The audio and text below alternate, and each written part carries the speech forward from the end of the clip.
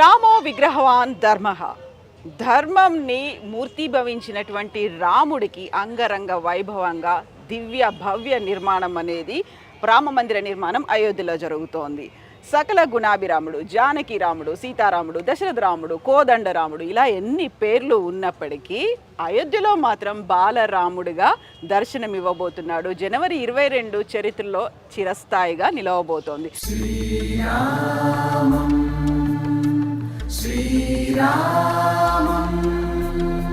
ఇప్పుడు మనం ఉన్నాము కార్యశాలలో. ఇక్కడ అయోధ్య రామ మందిరానికి సంబంధించి 3 అంతస్తుల్లో ఉన్నటువంటి ఈ నిర్మాణంలో గ్రౌండ్ ఫ్లోర్ అయితే కంప్లీట్ అయింది. ఫస్ట్ ఫ్లోర్, సెకండ్ ఫ్లోర్కి ఇంకాస్త టైం పడుతుంది.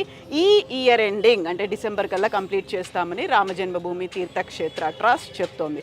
మనకి వెనకాల కనిపిస్తున్నటువంటి ఈ పిల్లర్స్ అన్ని రాజస్థాన్ నుంచి తెప్పించినటువంటి పింక్ గ్రానైట్. దీనికి ఈ పిల్లర్స్ అనేవి ఒక స్తంభాలుగా ఉపయోగపడతాయి. వీటికి సంబంధించినటువంటి ఈ కార్యశాలలో ఉన్నాము. అంతకుముందు ఉన్నటువంటి ఇప్పుడు ఫస్ట్ ఫ్లోర్కి సంబంధించి ఉన్నటువంటి నిర్మాణం కోసం అవసరమైన పిల్లర్స్ని ఇక్కడ నుంచి తీసుకెళ్లారు. ఇంకాస్త టైం ఉంది కాబట్టి, మిగతా ఫస్ట్ ఫ్లోర్, సెకండ్ ఫ్లోర్కి టైం ఉంది కాబట్టి వాటన్నిటిని ఇక్కడే ఉన్నారు శిల్పులు. ఇంకా వాటికి ఇంకా కావలసినటువంటి ఫైన్ ట్యూనింగ్ అనేది జరుగుతోంది. అక్కడ ఫైన్ ఫినిషింగ్ కోసం అనేది వర్క్ చేస్తోంది.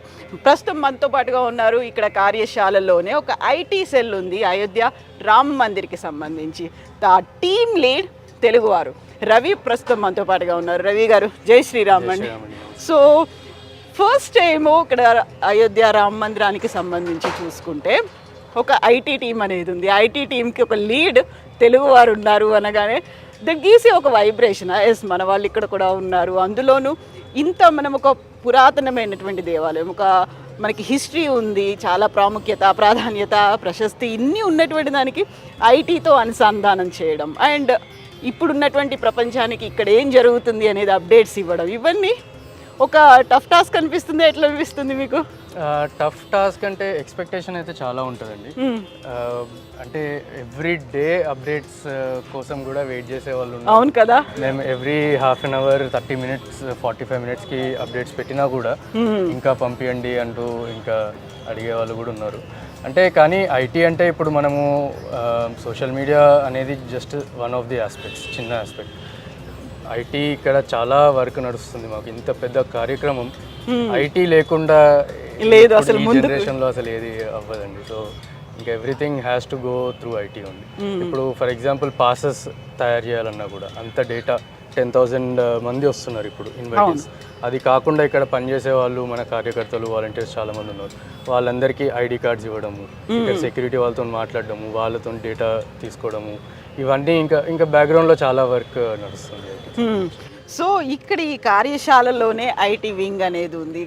దీంతో పాటుగా ఈ ఐటీ వింగ్ ఇక్కడ అప్డేట్స్ ఇవ్వడమే కాదు, చేయాల్సిన పనులు బోల్డన్ని ఉన్నాయి కదా. ఎందుకంటే రామ జన్మభూమి తీర్థక్షేత్ర ట్రస్ట్ డొనేషన్స్ని ఇన్వైట్ చేస్తున్నాము ఒక భవ్య దివ్య రామ మందిర నిర్మాణం కోసము అన్నప్పుడు దానికి కావాల్సినటువంటి అకౌంటబిలిటీ. ఎస్, నేను ఇంత పంపిస్తున్నాను, అది ప్రాపర్గా యూటిలైజ్ అయ్యాయా లేదా, ఇలాంటివన్నీ బోల్డన్ని డౌట్స్ ఉంటాయి కదా.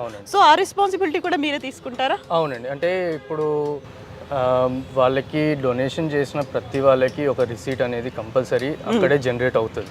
ఒకవేళ ఆన్లైన్లో డొనేట్ చేసిన వాళ్ళకైతే అక్కడే రిసీట్ వాళ్ళు డౌన్లోడ్ చేసుకోవచ్చు. ఒకవేళ బ్యాంక్కి వెళ్ళి వాళ్ళు ఆన్ గ్రౌండ్ చేస్తుంటే వాళ్ళకి మేము కాల్ చేసి వాళ్ళ అడ్రస్ తీసుకొని వాళ్ళకి మేము రిసీట్ అనేది పంపిస్తాం. ఎవ్రీ వీక్ మా దగ్గర నుంచి కనీసం ఒక 1000 రిసీట్లు పోస్టల్ వెళ్తూ ఉంటాయి. Okay, different from all over India and different states నుంచి, countries all over India. Country out of the country అయితే పోస్ట్ వెళ్ళదు. అవుట్ ఆఫ్ ది కంట్రీ వాళ్ళు ఆన్లైన్లోనే మాక్సిమం డొనేషన్స్ చేస్తారు. ఓకే, సో వాళ్ళకి అక్కడే వాళ్ళు తీసుకోవచ్చు. అది ఎట్లా ఇక్కడ ఉపయోగపడుతుంది అంటే ఇక్కడ ఒక్కోళ్ళు ఇది ఒక్క చిన్న ఆర్గనైజేషన్ కాదండి, కొంతమంది పైన నడిచే ఆర్గనైజేషన్ కూడా ఎగ్జాక్ట్లీ. చాలా మంది ఇందులో ఇన్వాల్వ్ అయి ఉన్నారు, చాలా ఫోకస్ అయి ఉంది. సో ఎక్కడ కూడా మనకి డబ్బులు ఎక్కడ అంటే మేము ఇప్పుడు ఇక్కడ పనిచేస్తున్నా కూడా ఏ చిన్న వస్తువు కొనాలన్నా కూడా మేము అది ఎంతలో ఎంత తక్కువ అవ్వచ్చు అనేది మేము చూసుకోవాలి. దుబారా అనేది లేకుండా చూడాలి మేము. ఎందుకంటే ట్రస్ట్ ఇట్లా రామ జన్మభూమి అనగానే వెండర్ సిస్టమ్ ఉన్నట్టు కోట్ చేయడము ఇట్లాంటివి చేస్తాం. సో దాన్ని మేము అన్నీ చూసి ఎంత పాసిబుల్ అయితే అంత పాసిబుల్ తగ్గించుకొని, ఎందుకంటే ఇది జనాలది డబ్బు ఎగ్జాక్ట్లీ, అవును. అంటే ఇంకా ఇది జనాలు అందులో ఎంత భక్తితో ఇచ్చారు, ఎట్ ది సేమ్ టైం రాముడి మీద అంత ప్రేమతో కూడా ఇచ్చారు, కొన్నేళ్ల తరబడి ఎదురు చూస్తున్నారు కాబట్టి. కరెక్ట్. సో వాళ్ళ ఆ అకౌంటబిలిటీ అనేది కంపల్సరీ ఉండాలి అండ్ ఉంది కూడా. మాకు ఒక ఈఆర్పి సిస్టమ్ మేము ఇంప్లిమెంట్ చేసాం ఇక్కడ. అది లైవ్ వెళ్ళి ఒక 5 months అవుతుంది. సో ఆ ఈఆర్పి సిస్టంలో మొత్తం అన్ని every transaction, payments, everything is recorded electronically and it is audited. Internal audit అవుతుంది, ఎక్స్టర్నల్ ఆడిట్ అవుతుంది. ఎవ్రీ మంత్ ఆడిట్ నడుస్తూనే ఉంటుంది. ఓకే.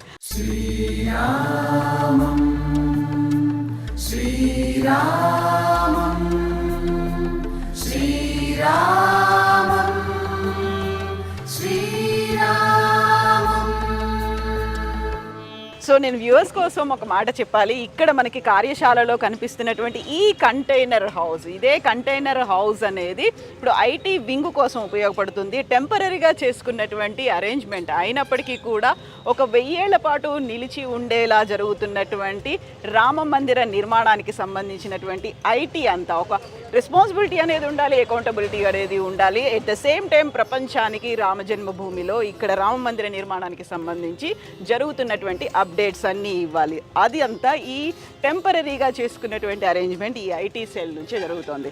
ఇక మన వెనకాల కనిపిస్తున్నటువంటి ఈ పిల్లర్స్ గురించి మాట్లాడుకుందాం. సో రవి గారు, యాక్చువల్గా ఈ పిల్లర్స్ అనేవి ఎక్కడి నుంచి వచ్చాయి? ఈ స్టోన్ అనేది స్టోన్ అంటారండి. ఓకే. ఇది రాజస్థాన్ నుంచి వచ్చింది. రాజస్థాన్లో 2009లోనే అప్పుడు విశ్వ హిందూ పరిషత్ వాళ్ళు ఎప్పుడైతే మందిరం కట్టాలి అని నిర్ణయించుకున్నారో అప్పుడే 2009లోనే ఆర్డర్ ఇచ్చేసి అప్పటి నుంచే పని నడుస్తుంది. ఓకే. మనకి అంటే కోర్టు కేసు అంతా తర్వాత అయినా కూడా ఒక గట్టి నమ్మకం, కోర్టు కేసు ఎట్లాగో గెలుస్తుంది అనే నమ్మకంతో దీన్ని ఆర్డర్ ఇచ్చి అప్పటి నుంచే నడుస్తుంది.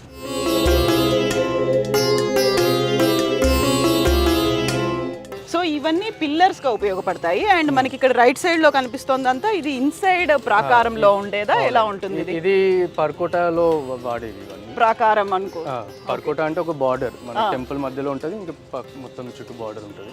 సో ఆ పర్కోటాలో ఇవి వాడతారు. ఇవైతే మన పిల్లర్స్ ఇంకా ఫౌండేషన్. ఓకే. అంటే ఇప్పుడు దీని మీద మళ్ళీ ఇంకా వర్క్ అనేది లోపలికి వెళ్ళాక ఇంకా మళ్ళీ దీని లోపల చెక్కుతారండి. ఇప్పుడు ఇక్కడ సో ఇక్కడ గణపతి కనిపిస్తున్నాడు, చాలా ఇంట్రికేట్ వర్క్. ఇదంతా లోపల కార్వింగ్ అవుతుంది అన్నమాట. ఇప్పుడు ఇది జస్ట్ ఇక్కడ చూడడానికి అని చెప్పి ఇది ఒక పిల్లర్ తీసుకొచ్చి ఇక్కడ పెట్టినారు. ఓకే. కానీ ఇట్లా ఇంత డీటెయిల్ వర్క్, అందులో చాలా ఇంట్రికేట్ వర్క్ అనేది కనిపిస్తుంది కదా. ప్రతి ఒక్క ఆభరణం దగ్గర నుంచి ప్రతి డీటెయిల్ చాలా క్లియర్ గా కనిపించడానికి అనేది. మీరు లోపల చూస్తే, మీరు టెంపుల్ లోపలికి అంటే కార్వింగ్ అయ్యేటప్పుడు చూస్తే అందులో చాలా ఎఫర్ట్ అనేది చాలా ఉంటుంది. వాళ్ళు ఎంత డీటెయిల్గా చూసి చేస్తారు అనేది it is actually very remarkable, commendable యాక్చువల్గా టెంపుల్ నిర్మాణం అంతా నాగరా స్టైల్లో జరిగింది అనేది. ఇప్పుడు ఇక్కడ ఉన్నటువంటి ఈ పిల్లర్స్ ఇవన్నీ కూడా అదే స్టైల్, నాగర శైలి స్టైల్. ఎక్కువ మటుకు నార్త్ ఇండియాలో ఈ స్టైల్ ఉంటుంది. ఇప్పుడు మన బృందావన్లో చూసుకున్నా లేకపోతే మథుర అవన్నీ గుళ్ళు ఎక్కువ మటుకు నాగర శైలి. ఓకే. సో ఇందులో కూడా ఎక్కడ ఇసుక, సిమెంట్ ఇలాంటి మెటీరియల్ అస్సలు వాడలేదండి. ఇది మొత్తం మీరు చూస్తే పిల్లర్ పైన లాకింగ్ సిస్టమ్, అవును, లాకింగ్ కోసం ఉంటుంది, కింద అది ఉంటుంది. సో దాని లోపల వచ్చి లాక్ అయిపోతుంది అన్నమాట. అండ్ మనకి సిమెంట్ ఎంత వాడారు అంటే మనం ఒక ఇల్లులో per square feet ఎంత సిమెంట్ వాడతామో ఆ సిమెంట్కి 2.5% సిమెంట్ మాత్రమే మొత్తం. అది ఇందుకోసమే కదా ఇక్కడ పెట్టింది, అదే నిర్మాణం చూపించడానికనే కదా. చిన్నవి ఇది ఒక లాకింగ్, అంటే ఇది పైన కనిపించేటువంటి నిర్మాణం, అంటే రూఫ్ మీద కనిపిస్తుందా ఇలా? ఇది వాల్ లాగా ఫామ్. ఓకే. సో మొత్తం ఇందులో ఒక 2% కూడా ఉండదు సిమెంట్, ఇవన్నీ ఇక్కడ. సిమెంట్ per square feet మనం ఇంట్లో కట్టుకునే దానికి 2.5% ఉంటుంది.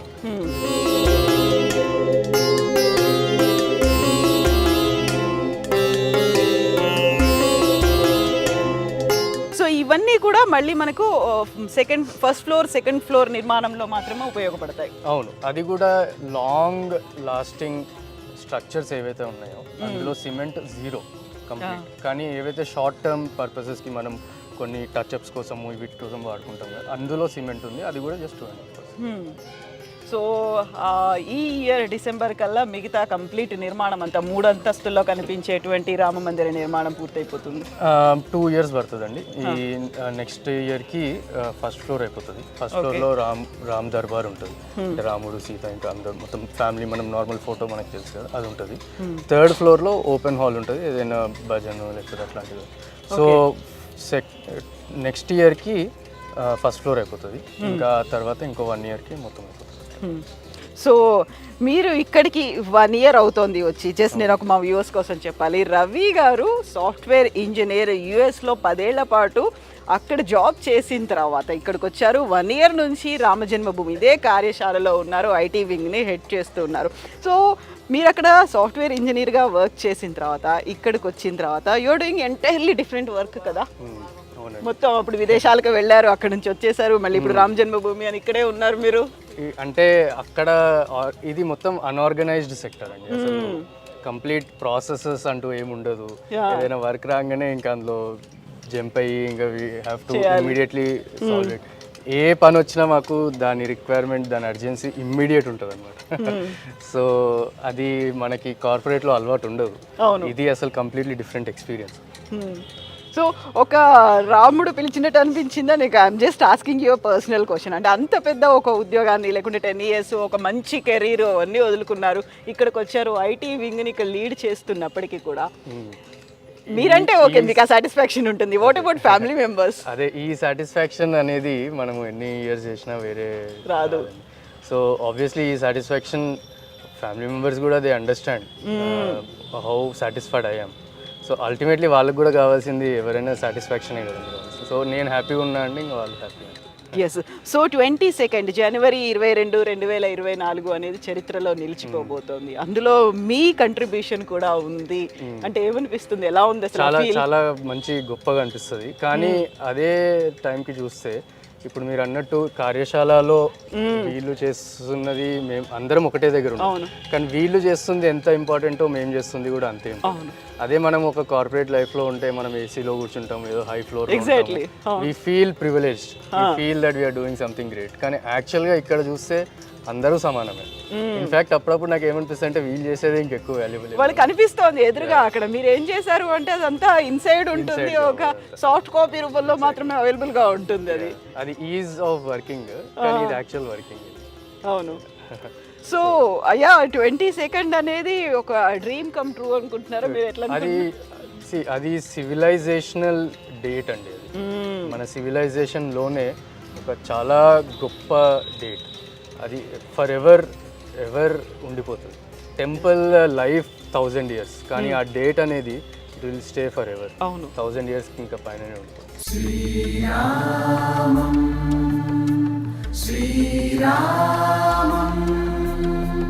ఎగ్జాక్ట్లీ. అంటే ఇది రాముడు తిరిగిన నేల, ఇక్కడ రాముడు పుట్టిన నేల, ఇక్కడే రాముడు రామరాజ్యం చేశాడు, రాముడు పట్టాభిషేకం, రాముడు సీతారామ లక్ష్మణులు, భరత శత్రుఘ్నులు, లవకుశులు, ఇంతమందిని మనం చూసిన తర్వాత బాలరాముడుగా కనిపించబోతున్నాడు. ఎక్కడైతే అయోధ్యలో పుట్టినటువంటి రాముడు అదే రామ మందిరం బాలరాముడు అనుకున్నప్పుడు చాలా వరకు అదొక ఎమోషనల్ కనెక్షన్ ఉంటుంది. ఎక్కడ ఉండదండి బాలరాముడు, ఎక్కడ ఉంటాడు? పుట్టిన దగ్గరనే కదా బాలరాముడు. బాలరాముడి గుడి ఇంకెక్కడ ఉండదు ప్రపంచంలో, ఎక్కడ ఉండే అవకాశం కూడా లేదు. ఏంటంటే పుట్టింది ఎవరైనా ఒక్కటే దగ్గర పుడతారు. సో బాలరాముడు స్వరూపం అనేది ఇది ఒక్కటే దగ్గర ఉంటుంది. రాముడు, రామ్ దర్బార్, రాముడు సీత ఇంకా మొత్తం ఫ్యామిలీ అదంతా చాలా గుళ్ళల్లో ఉంటుంది, కానీ బాలరాముడు అనేది ఇక్కడే ఉంటుంది. అండ్ మీరు ఇన్ఫ్యాక్ట్ టెంపుల్ ప్రెమిసెస్కి వెళ్తే మీకు ఆ ఎనర్జీ మీరు ఫీల్ అవుతారు, మీకు తెలిసిపోతుంది అనమాట. అక్కడ వెళ్ళంగానే ఆ ఇంటెన్స్ ఎనర్జీ ఉంటుంది అందులో, అండ్ అది చాలా చాలా pure feeling. You are part of the temple కాబట్టి మీకు ఈజీ యాక్సెస్ ఉంటుంది, ఎప్పుడు పడితే అప్పుడు రాముని దర్శించుకొని రావచ్చు. ఆ తర్వాత టెంపుల్లో ఎలా కడుతున్నారు, కన్స్ట్రక్షన్ ఎలా ఉంది, ఏ వర్క్ ఎక్కడ దాకా వచ్చింది అనేది రెగ్యులర్ అప్డేట్స్ ఉంటాయి. And you go and visit daily, రెగ్యులర్గా వెళ్తాము.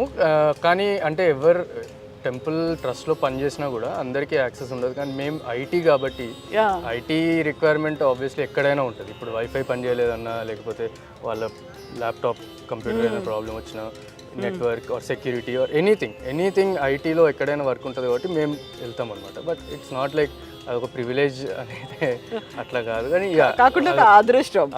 యాక్చువల్గా మేము ఇంత దూరం వచ్చాము హైదరాబాద్ నుంచి, ఇప్పుడే వెళ్ళి చూద్దాము అనుకుంటే we're not getting that privilege. మీరు అన్నటువంటి అది దొరకట్లేదు కదా మాకు. అది చాలా గొప్ప అదృష్టం అదైతే కంప్లీట్. ఎస్. సో ఒక జన్మ ధన్యమైంది, పూర్వజన్మ సుకృతం, మాకు దక్కిన పుణ్యం, ఇలాంటివన్నీ అంటుంటారు కదా. ఏమండి అంత వారికి అయితే నేను అనుకోను కానీ అదృష్టం అయితే డెఫినెట్లీ అదైతే సాటిస్ఫాక్షన్ అయితే ఉంటుంది. చాలా చాలా గొప్ప satisfaction. Exactly. Thank you so much Ravi గారు. జై శ్రీరామ్. జై శ్రీరామ్. శ్రీరామ్.